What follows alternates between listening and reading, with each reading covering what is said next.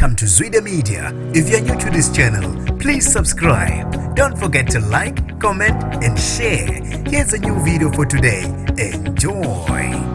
Ukhala ezimathonsi ugogo neminyaka engu70 othi udlwengulwe umfundisi oneminyaka engu55. Nginibingelele ngiphinde nginamukele kuphina kuphi elandulo khona le video. Mangoqala usijoyine kuleli khasi wamuyelekela igama lami ngosibonga konke wakandwando mothanda ungangibiza intatheli ka YouTube. Uthi zivele zehle izinyembezi ugogo neminyaka engu70 wakahlabisa enkanjini othi udlwengulwe umfundisi oneminyaka engu55 emzini wakhe. Lesaguga esingadalulwanga igama nesibongo ngokuvikela isithunzi saso sithi okusehlela impela siyoxoxela amagwababa echobana njengoba sikhuza umhlolo ukuthi engadlwengula umuntu amethemba kangaka esemdala. Uthi kufika umfundisi wasebandleni lakhe labasindisiwe wamvakashela ekhaya. Uthi wenze obekungajwayelekile njengoba ubehleze efika ekhaya futhi bese ngimethemba njengomfundisi wami. Wafika wabuza ukuthi ngabe zikhona wabuza ukuthi ngabe izingane zami zikhona na. Ngamtshela ukuthi azikho. Wabe secela ukuba ngimtshengise amagumbi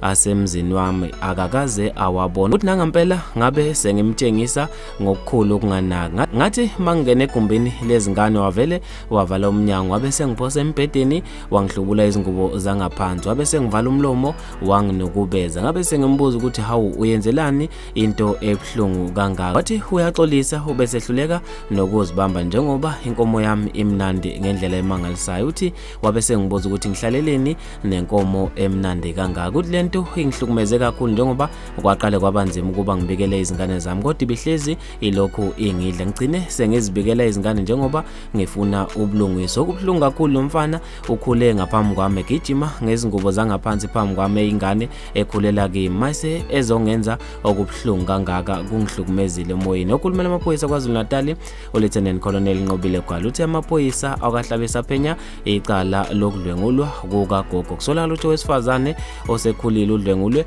ngowesilisa oneminyaka engu55. Lesigameko kusolakala ukuthi senzeke endaweni yasenkanjini kahlabisa. Kuchaza okhulumela amaphoyisa. Abantu basale beshaqekile ngaso lo senzo. Ngizofisa mina ukuzophala kwakho ngalolu daba khona lapha kwi-comment section. Mina nje intathela YouTube sengiphuma kanje ngithi angibambe evidweni elandelayo.